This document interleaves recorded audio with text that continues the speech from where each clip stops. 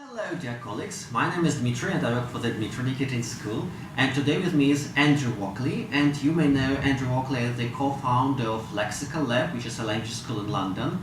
Andrew is also the author of Outcomes 2nd edition, Perspective, and Teaching Lexically, which is a book for teachers. And what's the title of your latest book? Roadmap. You mentioned working with mixed abilities classes. What are your top tips for working with mixed abilities classes? Because some teachers are terrified working with mixed abilities groups, even if they have like A2 and A2 slightly plus, they're going to complain how terrible their life is. Can you share some advice on how to deal with mixed abilities groups? So I think the main thing is to it's really to make sure you're working with the students and listening to what they're trying to say and responding to what they're trying to say. So this in essence kind of will match their level. So if, for example, you have this conversation, have you been to London before? And the answer is yes, I went there last year, for example. Maybe a higher level student will try and say something more sophisticated. So I was there on business a few years ago. Whereas the lowest level person will just want to say yes.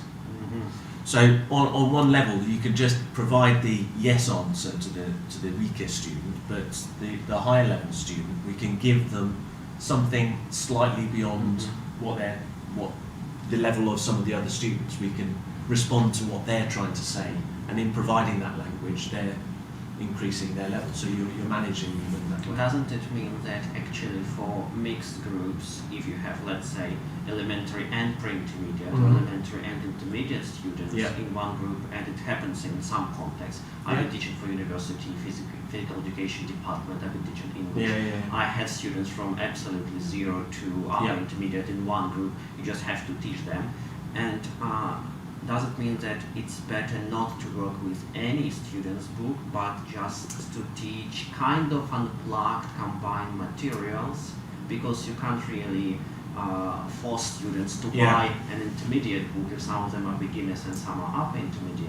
Yes. But you are able to create your own materials tailored for the group. So I think there's two. I mean, I found actually for the weaker students, sometimes it is helpful to have the book. So, because at least, for example, they can go home, they can study it on their own, they can look up words they don't know, they can look back at what you've done in the class.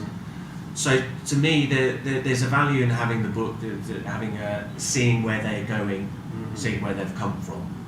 And in a way, the weaker students, so a beginner, I think it's helpful to have things on the page. So on one level, they can just simply read out.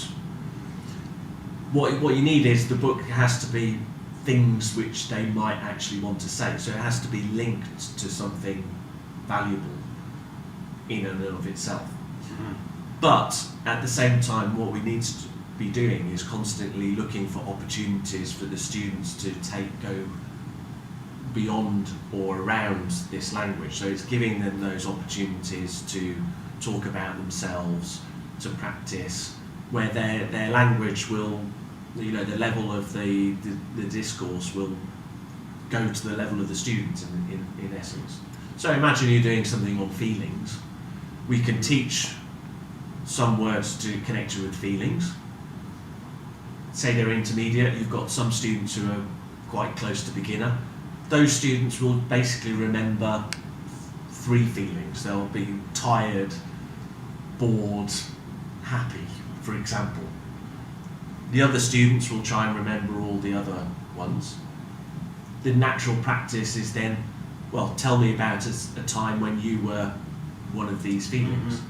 And at that moment, again, the elementary students will say as much as they can about when they were happy or sad. It will take a shorter time, so there may be a moment where they, there is, you will have to accept that there might be some people who will be a moment where they're doing less than the better students, but the better students can basically say things quicker. They'll spend a shorter amount of time to say the amount that they're trying to say. So it tends to equalise, I think. My only question: how you assure that weaker students are going to remember basic vocabulary, but not higher level vocabulary? They may remember 3 words from higher level, Yeah. they don't remember basic vocabulary, but let's just keep it. Yeah, yeah. I mean, you know, the reality is, it's helpful. It's not always ideal. It's not. And Life is not Disneyland. Sometimes, you know, some people will lose out. The lower tend to be the lowest level ones will lose out. Thank you very much. Thank you very much, Dimitri. Have a very good day. Hope Bye. to see you sometime soon. All right, bye.